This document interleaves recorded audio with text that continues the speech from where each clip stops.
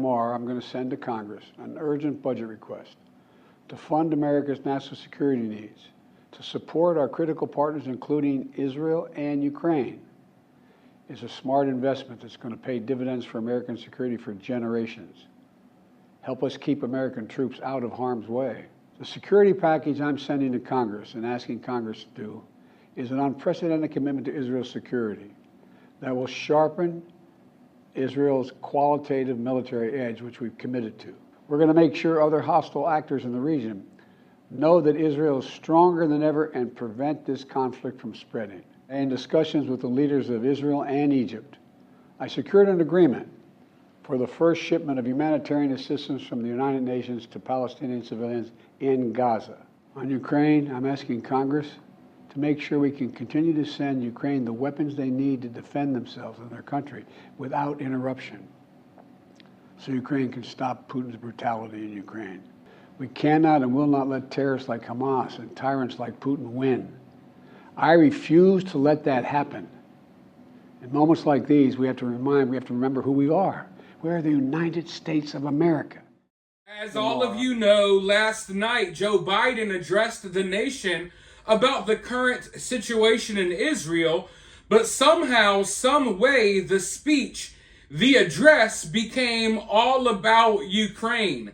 I posted this on Twitter. If you haven't followed me over there, go ahead and follow me over there as well. But basically, this speech in a nutshell was, due to the recent terror attacks in Israel, we have to send Ukraine another $100 billion.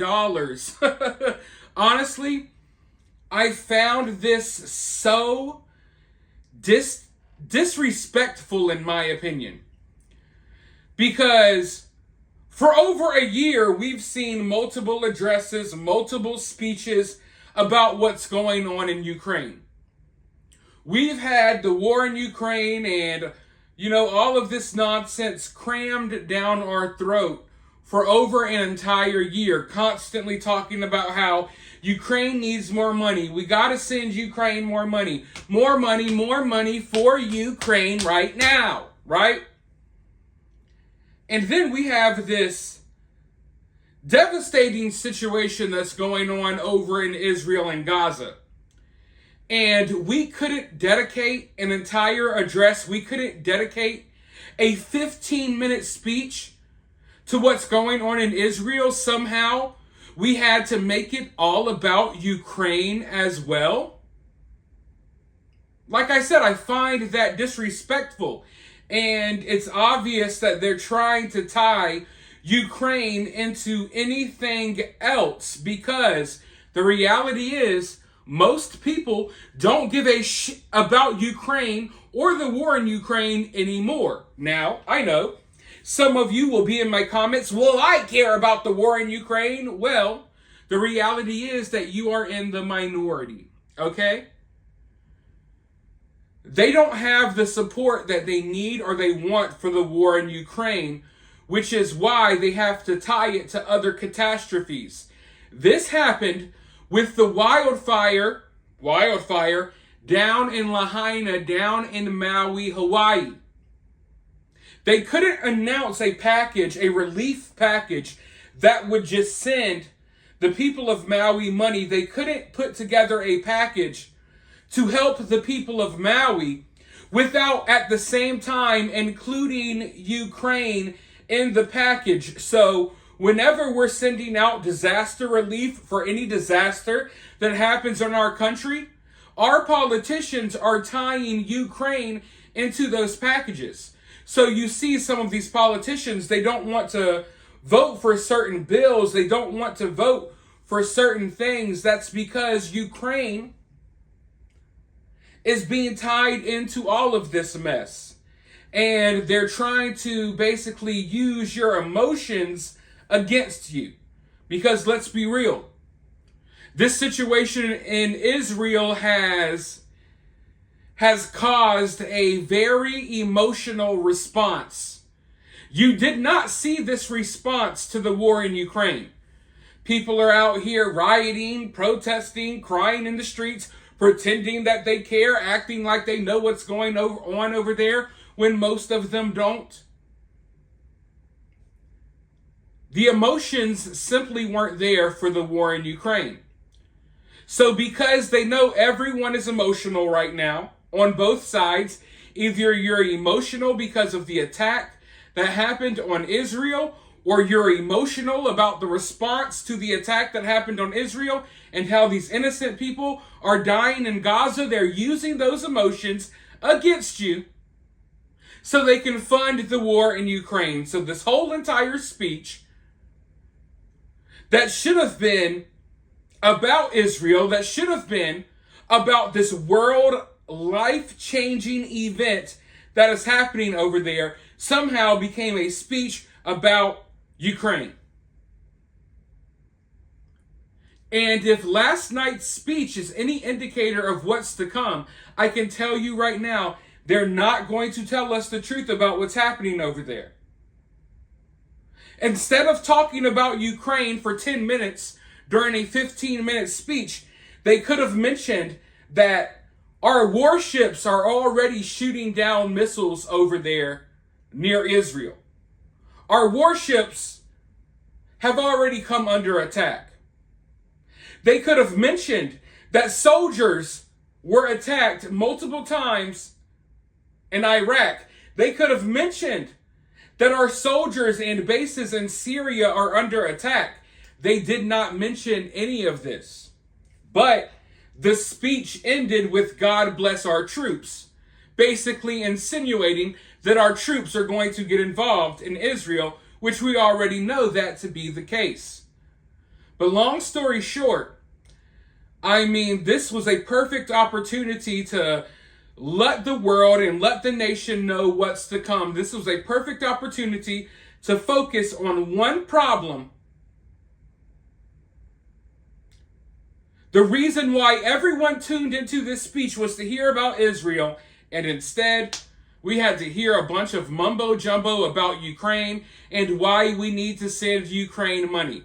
So long story short, we're about to spend a boatload of money. We're about to not only continue funding the war in Ukraine, we're about to fund the war in Israel, and get this, we're also funding Gaza. Now, American politicians, Republicans and Democrats, they've both claimed that Gaza is run by terrorists, right? They all say, right? They all say that Gaza is under control of Hamas, a terrorist group.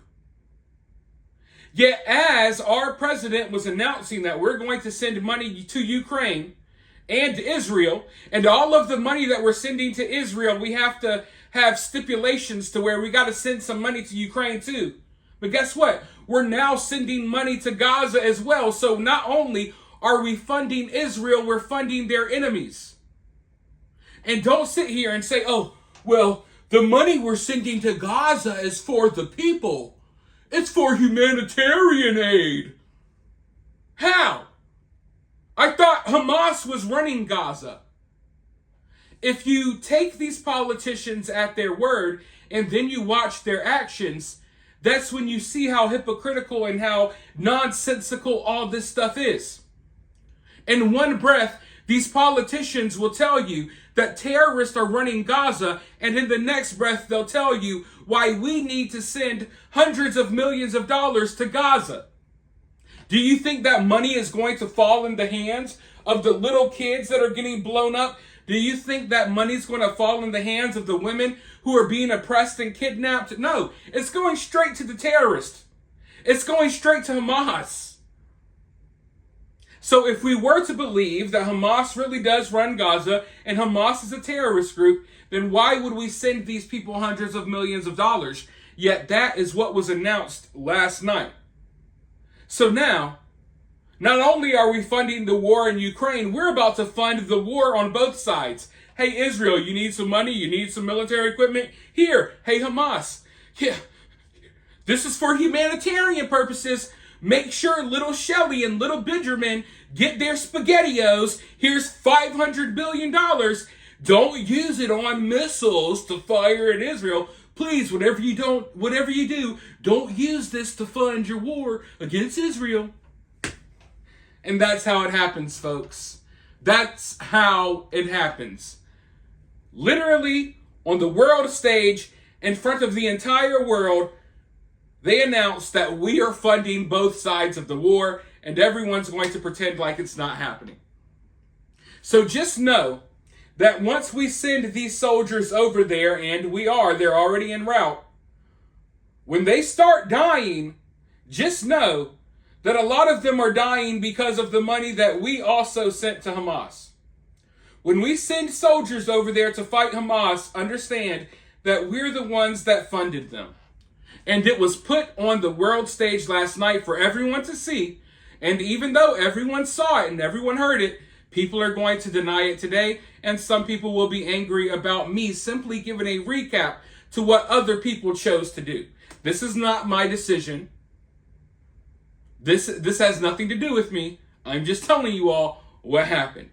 Now, there were 2 hostages released today, a mother and a daughter, so that's good news. And I'm hearing that the reason why this ground invasion is delayed now, because at first it was delayed due to flooding, now they're delaying it because they're trying to get hostages out of Gaza before they invade. But in my mind, I feel as if this can be used as a tactic by Hamas. Oh, we're just going to hold on to these hostages. Every now and then we'll release a few. And hopefully in the meantime, you're going to delay your invasion because you know we got these hostages and we've gotten to the point that every few days we'll release 1 or 2 just to keep delaying the ground campaign. And the longer that Israel holds off on this ground invasion, the worse, the bloodier, and the more deadlier it's going to get. Because what's happening now is Israel's enemies, they're having time to prepare. They're having time to dig in. And speaking of dig in, there's a lot of underground tunnel networks and stuff throughout Gaza. They're getting themselves together. They're getting ready. And hell, a lot of them are probably figuring ways to get the hell out of there so they can keep this fight going in the future from other countries and other areas in the Middle East. So the longer this ground invasion is delayed, the worse it's going to be for Israel. Because we have all of these other terrorist outlets, all of these other countries who want to aid this fight against Israel. Now these people are over there getting prepared. They're digging in. They're taking up positions. And it's just going to be a massacre once this situation does finally happen. Once they do finally roll into Gaza, it's going to be much worse than what it could have been maybe a week or so ago. Because at the end of the day, it's not like we're seeing tons and tons of people get evacuated. And I can guarantee you that a lot of the people who are getting out of Gaza are just Hamas. You know what I mean? They're probably getting the hell out of there while forcing the women and children to stay behind. So I can keep telling you any day now, any minute now, any hour now, this ground invasion is going to begin. But the reality is it's been delayed so many times. Who knows when it's going to happen? Best case scenario is that it never happens. And then hopefully all of this can kind of blow over.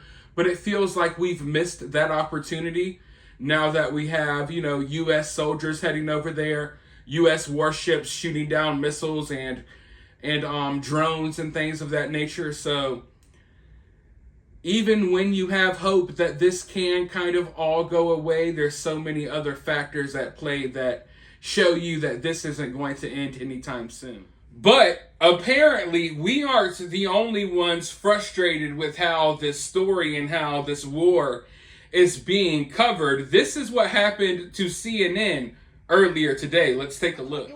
Because this is kind of where the clashes happens. So, all right.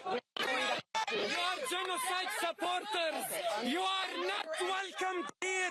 Genocide supporters. Fuck CNN. Fuck CNN. Genocide supporters.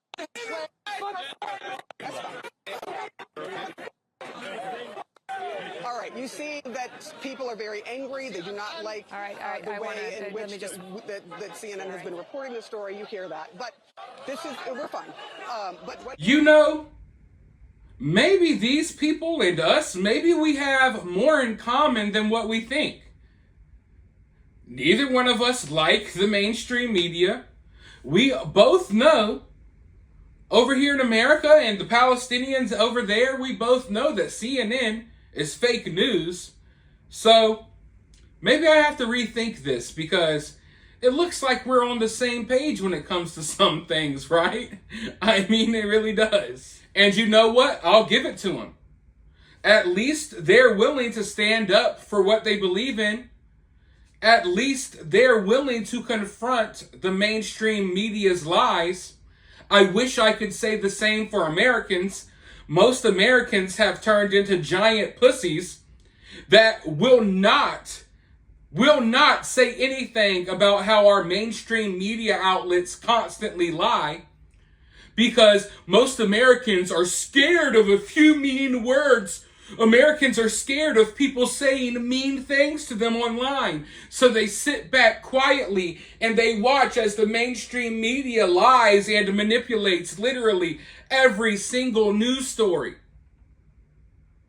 So at the very least, they're willing to say, hey, F you, CNN, F the fake news. We don't want to hear none of that. Get the hell on. In America, people are sitting by their computers deleting comments that they were going to leave under a social media post because they're scared of the backlash. What will people think of me if I don't like CNN? What will people think of me if I don't like this or I don't like that? In America, we've become so obsessed with what other people think about us that we allow nonsense to happen simply because we don't want to be viewed differently for voicing an opinion.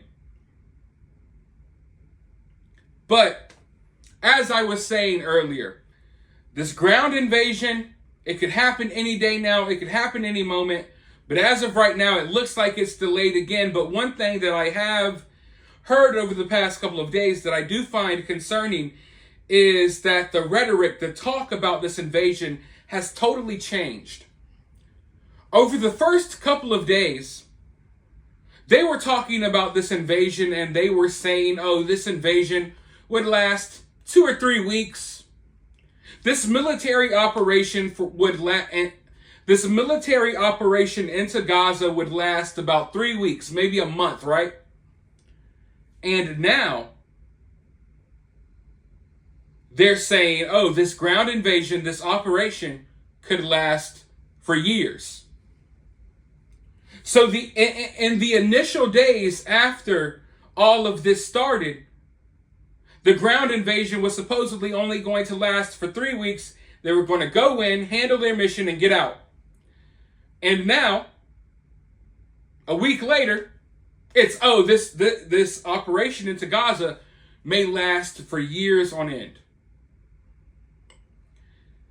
So, I wonder what changed to make them change their tune. Did they always know that this was going to be something that would rage on for years? Did they get new pieces of information? What made them change their tune? I could assume that maybe the reality of all of these other countries getting involved has changed things a little bit, but Gaza seems to be kind of separated from everything else. It's kind of hard to get aid and to get military equipment and stuff like that into Gaza. So why that changed, I don't know. Maybe they realized, hey, we could just sit here and collect all this money from the United States the longer this drags out. Who knows? But as of right now, today has been very interesting. It has not been as violent, even though, missiles and stuff are still firing off. But it's kind of like the calm before the storm. It seems like everyone's trying to get their ish together. Money's flowing around and changing hands. Military equipment's getting dropped off. Hostages are being exchanged. We'll see what happens, and whatever happens, I'll be here to talk about it. So make sure you hit that subscribe button. Let me know what you think about all of this down in the comments below.